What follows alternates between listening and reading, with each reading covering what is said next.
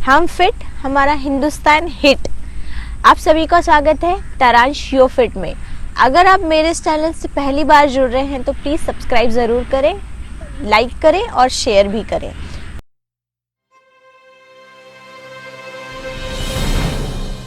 I hope आप सभी लोग स्वस्थ होंगे, सेहतमंद होंगे। आज हम बात करने जा रहे हैं मोस्ट कॉमन प्रॉब्लम कॉन्स्टिपेशन यानी कब्ज, जिसे हम हिंदी में कब्ज कहते हैं। कॉन्स्टिपेशन क्या है? कॉन्स्टिपेशन यानी सप्ताह में 3 या उससे कम बार शौच के लिए जाना, यानी लेस देन 3 टाइम्स अगर आप स्टूल पास कर रहे हैं यानी डिफिकेशन के लिए जाते हैं, उसे कब्ज कहा जाता है, कॉन्स्टिपेशन कहा जाता है। कब्ज में मल त्याग करने की आवृत्ति घट जाती है। मल जो क्वांटिटी में हम होना चाहिए, बाहर जाना चाहिए, वह कम हो जाता है, उसकी मात्रा घट जाती है। वह मल कड़ा हो जाता है, जिससे कि जब भी हम शौच के लिए जाते हैं तो हमें अत्यधिक जोर लगाना पड़ता है। इस कब्ज की समस्या से बच्चे व युवा दोनों भी पीड़ित हैं, सभी वर्ग इससे पीड़ित है। एक स्वस्थ व्यक्ति को कम से कम दिन में 2 बार यानी सुबह व शाम को मल त्याग यानी शौच के लिए जाना ही चाहिए। यदि 2 बार नहीं तो 1 बार सुबह में या शाम में, कोई भी टाइम दिन में 1 बार आपको शौच करना ही चाहिए। हम अगर 1 बार भी मॉर्निंग में हम मल त्याग नहीं करते तो वह हमारे अस्वस्थता की, मतलब हमारे अनहेल्दी होने की निशानी है। कॉन्स्टिपेशन के क्या कारण हैं? सबसे पहला है कि हमारे भोजन में फाइबर्स की कमी। दूसरा है कि हम पानी अगर जितना कम पिएंगे उतना ज़्यादा हमें कॉन्स्टिपेशन की शिकायत बढ़ेगी। तीसरा है शारीरिक गतिविधि का बिल्कुल ना होना या बहुत कम होना। जैसे कि जो लोग ऑफिस वर्क करते हैं उन्हें मेंटल प्रेशर ज़्यादा रहता है, मेंटल उनका काम ज़्यादा रहता है, फिजिकल एक्टिविटी कम रहती है। इसमें भी कॉन्स्टिपेशन कब्जियत की समस्या बढ़ जाती है। कि कुछ दवाओं के कारण भी होता है, जैसे कि सर्टेन एंटी हाइपरटेंसिव ड्रग्स लेने के कारण भी कभी कभी कॉन्स्टिपेशन है, या एंटी साइकोटिक जो ड्रग्स है वो एंटी डिप्रेसेंट जिसे हमें बोलना चाहिए, ये कुछ दवाइयाँ ऐसी होती है जिसके अगर हम लेते हैं तो हमें कॉन्स्टिपेशन की समस्या उत्पन्न होती है। उसके बाद है कि डायबिटीज़ में भी ऐसी दिक्कत हो सकती है। और गरिष्ठ भोजन लेने से, गरिष्ठ यानी जिन्हें पचाने में बहुत ज़्यादा टाइम लगता है, जैसे कि मैदा है, मैदे से बनी वस्तुएं जो पिज़्ज़ा, बर्गर, बिस्किट्स हैं, और रेडी टू ईट स्नैक्स जो हम मार्केट से ले आते हैं, ज़्यादा तली भुनी चीज़ें, इनसे भी कॉन्स्टिपेशन होने की संभावना रहती है। और स्पेशली अगर आप खाने के तुरंत बाद पानी पीते हैं तो जो हमारी पाचक अग्नि रहती है, जो कि खाने जैसे हम एक कौर डालते हैं मुंह में और पेट में जाने के बाद तुरंत हमारा जो अग्नि है प्रज्वलित हो जाती है भोजन के पाचन के लिए। अगर आपने तुरंत उसमें पानी डाल दिया तो जैसे कि हम आग के ऊपर तुरंत पानी डाल देते हैं तो वो आग बुझ जाती है, उसी प्रकार से जो हमारी अग्नि है वो मंद हो जाती है, मंद अग्नि। ऐसे इस कंडीशन में भी कॉन्स्टिपेशन होता है। और अगर आप समय पे खाना नहीं खाते हैं, अगर आपका एक टाइम बंधा हुआ नहीं है, बेसमय आप खाना खाते हैं, असमय भोजन करते हैं, तो भी आपको कॉन्स्टिपेशन की समस्या उत्पन्न होती है। अगर आप भोजन को बराबर चबा के नहीं खाते, कम खाना खाना है ना, अल्प मात्रा में भोजन ग्रहण करना।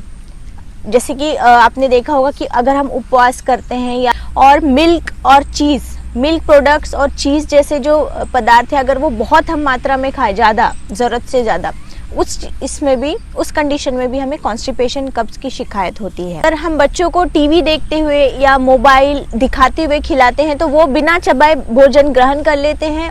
और स्पेशली बच्चों में तो यह बहुत बड़ा कारण है कि वह बिना चबाए भोजन करते हैं, जिसकी वजह से उन लोगों को, स्पेशली बच्चों में, कॉन्स्टिपेशन की समस्या ज़्यादा हो जाती है। पहले ऐसा होता था कि बच्चे स्कूल जाते थे, एक क्लासरूम से दूसरे क्लासरूम चल के जाते थे, उनका प्रेयर होता था, गेम्स का क्लासेस होती थी, तो उनकी एक्टिविटीज़ अच्छी होती थी, जो भी वो खाते थे वो आसानी से पच जाता था। बट अभी जब से कोविड-19 के कारण, जब से अब घर पे बच्चों का स्कूल हो गया है, ऑनलाइन बैठे बैठे वो खा रहे हैं और सिर्फ टीवी के सामने हैं, उनका फिजिकल एक्टिविटी भी कम हो गया है, ट्यूशन्स भी ऑनलाइन ही हो रही है, बाहर उनका खेलना जाना बंद है। इस वजह से भी कॉन्स्टिपेशन की समस्या अभी अभी ज़्यादा हो रही है। और दूसरा एक महत्वपूर्ण कारण है, जब से हम अपनी जो शैली को हमने भारतीय सभ्यता से हम अंग्रेजी जो बोलते हैं ना कि वेस्टर्न स्टाइल में जब से हम गए हैं, उस वजह से भी। तो उसमें सबसे पहला है कि कमोड सिस्टम, जो भी कमोड बनाया गया है वह हमारे एल्डरली ने, हमारे बुजुर्गों के लिए, या जिनके घुटनों में तकलीफ होती है, जो लोग नीचे नहीं बैठ के शौच नहीं कर सकते, उन लोगों के लिए बनाया गया है। बट आज हमारे एक स्टेटस के नाम पे हर घर में हम देख रहे हैं कि कमोड सिस्टम, जो वेस्टर्न स्टाइल जो टॉयलेटरीज है, उनका ज़्यादा उपयोग होता है। यह भी एक सबसे बड़ी समस्या है कॉन्स्टिपेशन होने का। मैं इसका कॉम्प्लिकेशंस बताना चाहूँगी। स्पेशली एक तो बच्चों में यह है कि अगर बच्चे रोज़ पॉटी नहीं जाते, तो जैसे मैंने स्टार्टिंग में भी कहा कि मल कड़ा हो जाता है। जो हमारा स्टूल है उसे हम साइंटिफिक लैंग्वेज में स्टूल कहते हैं। जो मल है वो कड़ा हो जाता है। तो अगर बच्चे कोशिश करते हैं जाके मल त्याग करने की, शौच करने की, तो ऐसा होता है कि उन्हें दर्द होता है। हमारा जो गुदा द्वार है, एनस, वहाँ पर बहुत अत्यधिक प्रेशर आपको लगाना पड़ता है बच्चों को, या जिन्हें भी ये कॉन्स्टिपेशन की समस्या है। तो बार बार प्रेशर लगाने से वहाँ पे कट हो सकता है, फिशर होने से वहाँ पर पेन होगा, बहुत जलन होगी। बच्चा क्या करेगा, मल त्याग बाहर करेगा ही नहीं, वो वापस अंदर ले लेगा, जिससे कि उसे और तकलीफ होगी, और वहाँ मल जमा होके वो और कड़ा हो जाएगा। और जब फाइनली बहुत प्रेशर हो जाएगा तो बच्चे को बिना कट हुए वो मल त्याग नहीं कर पाएगा। तो ये बहुत ज़रूरी है बच्चों में आपको ध्यान देने के लिए कि कॉन्स्टिपेशन का जो निवारण है वो जितना जल्दी आप कर ले उतना अच्छा है। और अगर बार बार वहाँ कट लगेगा, पेन होगा, ब्लीडिंग होगी, तो वहाँ पर ऐसे टैग हो जाता है, वहाँ की चमड़ी मोटी हो जाती है, जिससे आगे चल के और दिक्कत होती है। सांसों में बदबू आती है, जब भी कोई अगर वो अपना मुंह खोलता है तो हमें स्मेल आती है। हमारे डाइजेस्टिव सिस्टम की कोई भी बीमारी में उसका जो बाहर जो लक्षण दिखते हैं, उसमें सबसे पहला है कि आपकी जो जीभ है उसमें वाइट कोटिंग हो जाती है। उसके बाद है कि आपका सिर दर्द होता है, आपको भूख नहीं लगती है, आपको हल्का हल्का चक्कर आता है, हमेशा आप अनईजी फील करते हैं, फ्रेश फील नहीं करते हैं। और इसका सबसे बड़ा ये है कि आपके पिंपल्स हो जाते हैं फेस पे, और फिर माउथ में अल्सर्स, छाले पड़ गए माउथ में। तो ये भी एक बहुत बड़ा साइन है कि आपका जो डाइजेस्टिव सिस्टम है वो वीक है, वो बराबर काम नहीं कर रहा है। इसका उपाय क्या क्या है? सबसे पहला इसमें हमें उपाय करना चाहिए कि हमें फाइबर युक्त भोजन ग्रहण करना चाहिए, जैसे कि साबुत मूंग या साबुत अनाज जिसे हम कहें, उसमें हम मूंग है, चना है, जो भी दालें हम घर पे हम रखते हैं उसे हम अंकुरित करके खाएं। तो उससे फाइबर, जो उसके जो अंकुर निकलता है वाइट, उसमें भरपूर फाइबर रहता है, विटामिन्स रहते हैं, जिसकी वजह से हमें कॉन्स्टिपेशन की समस्या बहुत हद तक कम हो जाती है। सेकंड है कि आपको पानी की कमी नहीं होना चाहिए। दिन में जैसे कि हम ग्लास अगर हम गिन लीजिए तो 8 से 10 ग्लास आपको रोज़ पानी पीना है, आपको प्यास लगे या ना लगे। और अगर लीटर में बात करें तो 1.5 to 2 लीटर्स आपको पानी पीना है। तो उसमें आपका छाछ या आप जूस लेते हैं या दूध लेते हैं, वो भी आपका इंक्लूड हो जाता है। आपको ताज़ा फल व सब्जियों का सेवन अधिक मात्रा में करना चाहिए, जैसे ग्रीन वेजिटेबल्स है, और जितने भी साबुत फल हैं।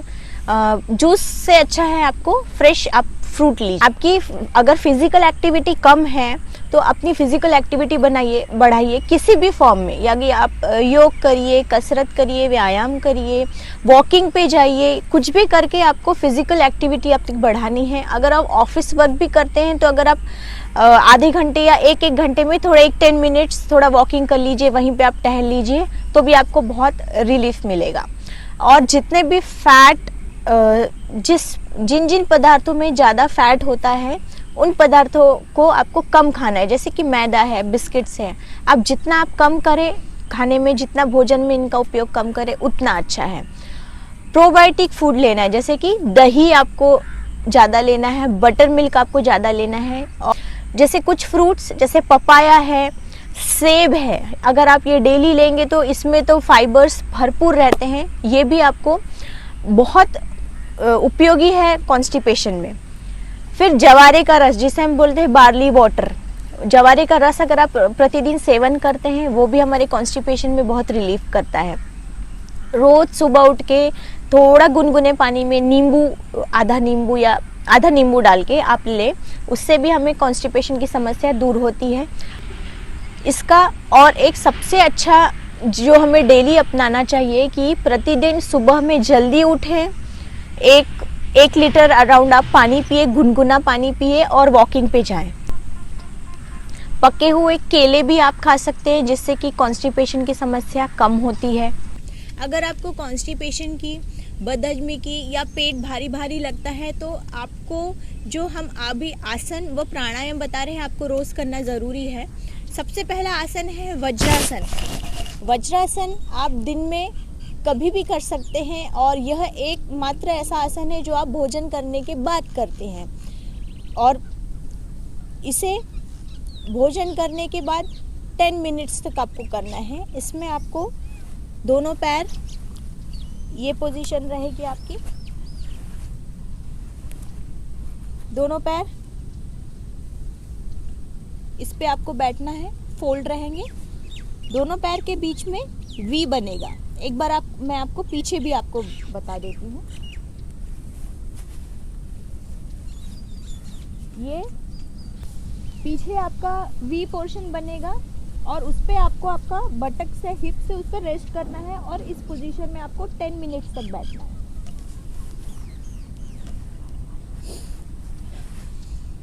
यह है मलासन यानी स्क्वेटिंग पोजीशन। यही सही पोजीशन है आपको मल त्याग, शौच करते समय, मल त्याग करते समय बैठने का, जो कि ये इंडियन स्टाइल जो हम टॉयलेटरीज यूज़ करते हैं उसमें हम यही यूज़ करते हैं। इसमें आपके जांघों पे और हमारे पेट पे पूरा प्रेशर पड़ता है, जिससे कि आपकी जो कॉन्स्टिपेशन है, समस्या है, वो धीरे धीरे कम होती है।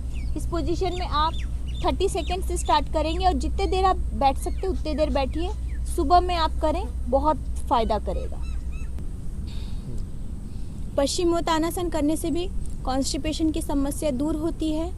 इसमें आप पहले इस दंडासन की स्थिति में बैठेंगे। दंडासन यानी ये एकदम आपकी कमर, अगर आप हैंड सपोर्ट लें तो भी ओके है, बिना इसके सपोर्ट के बैठेंगे दंडासन। ब्रीद इन करते हुए दोनों हाथ ऊपर, फुल ब्रीद आउट करना है। पूरा जो श्वास है उसको एक झटके में बाहर फेंकना है। पेट को आपको अंदर अपने पीठ की तरफ लगाना है और धीरे धीरे आगे झुकना है। स्टार्टिंग में आप इतना ही कर पाएंगे या इतना ही कर पाएंगे, इट्स ओके। जितना हो उतना जाके आपको होल्ड करना है 10 सेकेंड या 15 सेकेंड, फिर आपको ऊपर आना है। तो ये आपको रेगुलर प्रैक्टिस करना है। हम एक बार करेंगे।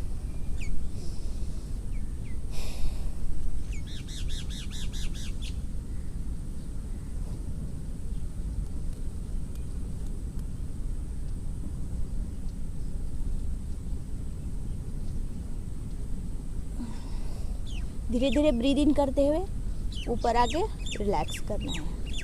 यह आपको स्टार्टिंग तो आप पहले एक बार करें, 2 बार करें, फिर धीरे धीरे आपका इसको होल्डिंग आपको बढ़ानी है। जितने ज़्यादा आप होल्ड करेंगे, जैसे कि 10 सेकेंड, 15 सेकेंड्स, 25 सेकेंड्स, उतना आपके लिए अच्छा है।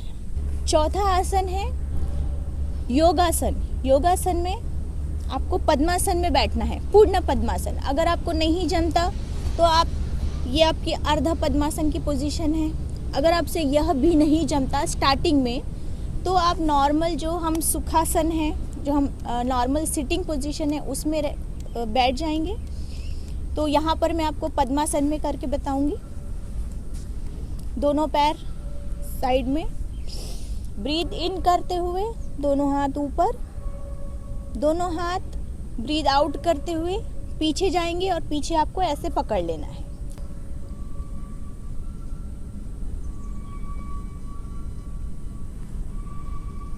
इस पोजीशन में आपको नज़र आपकी सामने रहेगी।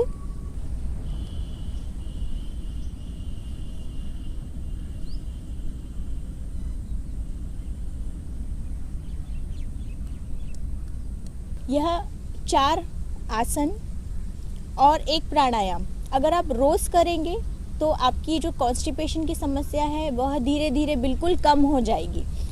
प्राणायाम में कपालभाति में सबसे पहले आपको क्या ध्यान करना है, डीप ब्रीद इन करना है, आउट करना है और सिर्फ आपका जो पेट है वह अंदर जाएगा और ब्रीद आउट होगा। जैसे हम, अगर आप कंफर्टेबल है हमारे साथ तो हमारे साथ में आप करेंगे।